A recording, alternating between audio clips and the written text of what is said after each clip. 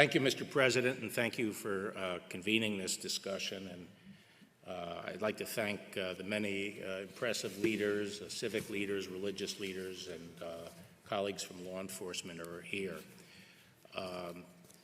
That ghastly spectacle in Minneapolis was really jarring to the whole nation, and it forced us to confront and think about, reflect on longstanding issues in our nation. Those issues obviously relate to the relationship between law enforcement and the African American community. But just to step back a little and take a broader view initially, I've been thinking about how do we achieve the full American dream for all communities, African American communities, all communities. And one of the reasons I'm proud to serve in this administration is because I think the President is moving forward on the critical elements necessary to provide and ensure that opportunity. First and foremost, economic growth. Without growth, there is no opportunity. Second,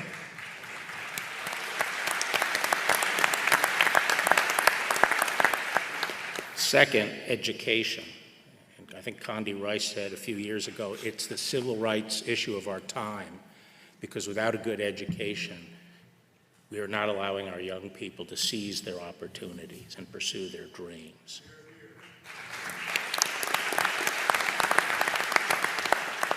And as the President mentioned, it's only by empowering parents and giving them the power to choose the education for their children that we're ever going to be able to obtain that. Third, I think, is moral discipline.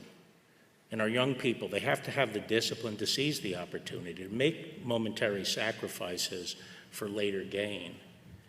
And traditionally, that has come, and people can find it perhaps from many sources, but traditionally that has come from religion, which our founders believed was the foundation of our republic.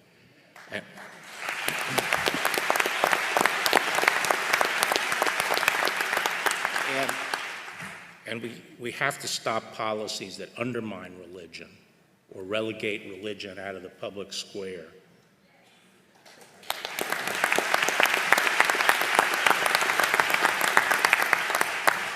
But now I get to my job, which is safety.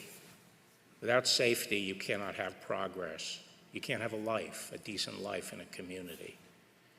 And, you know, this was struck home to me 30 years ago when I visited Trenton when I was Attorney General last time, and I went to a small barber shop in an African-American neighborhood. And there were people there in their 60s and 70s, and they said, "Mr. Barr, we're in our golden years, and we are living behind bars. Look down the street. All the bars are on our windows, and the criminals run free on the street." Now, we've made a lot of progress since then. The crime rate has been cut in half. And a big part of that has been improvement in policing and the progress we've made in policing. And yes, the progress that police departments have made in building relationships with the community. I think law enforcement has understood for a long time that there is distrust in the African American community toward the law enforcement system. And when you reflect on our history, you could understand why. Because for most of our history, just up until the last 60 years, the institutions in this country, the laws and the institutions were explicitly discriminatory. There was not equal protection of the law, by law.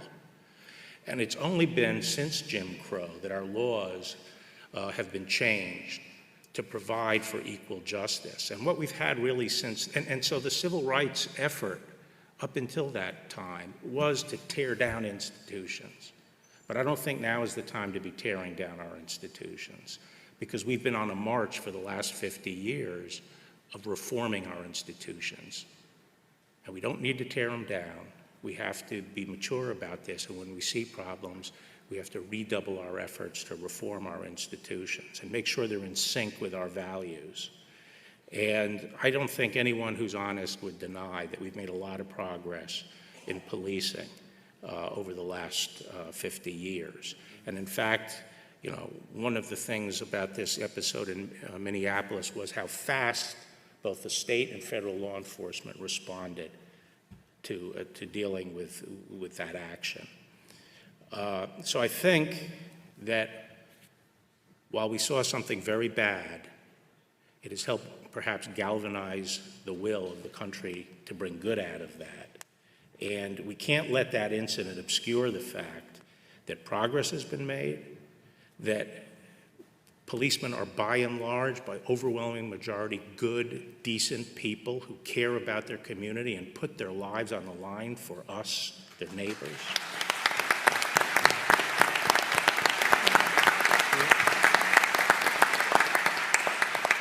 And we can't lose sight of the fact and can't let this event obscure the fact that the real oppression and danger to our communities comes more from violent crime and lawlessness than it does from the police.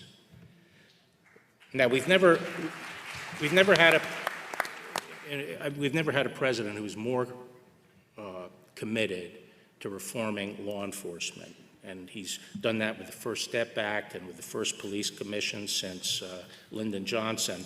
And I'm very optimistic about what we're going to be able to do, given his leadership, but also given the leadership of our police forces, which around the country increasingly have become better and better led. And I think the police profession is itself committed to addressing the issues that we saw in Minneapolis and completing the process of professionalizing policing in this country. And as the President said, we're working on a number of things through the commission that he set up and also through an executive order to propel that process even faster by looking at how we can encourage the adoption of guidelines about the use of force that are acceptable both to the community and to the police profession, but also to encourage certification of police forces, and also through such activities as increasing grants to encourage the use of co-responders. More and more our police are being asked to deal with problems that hasn't previously been the problem of law enforcement. They have to deal with homeless people. They have to deal with a lot of mental health issues. They have to deal with drug addiction, the drug addicts and so forth. And providing some additional support to the police in these areas is going to be important. So let me just say that the Department of Justice is committed to support the President's efforts here, do all we can to bring good out of this bad incident. Thank you. Thank you, Bill. Thank you.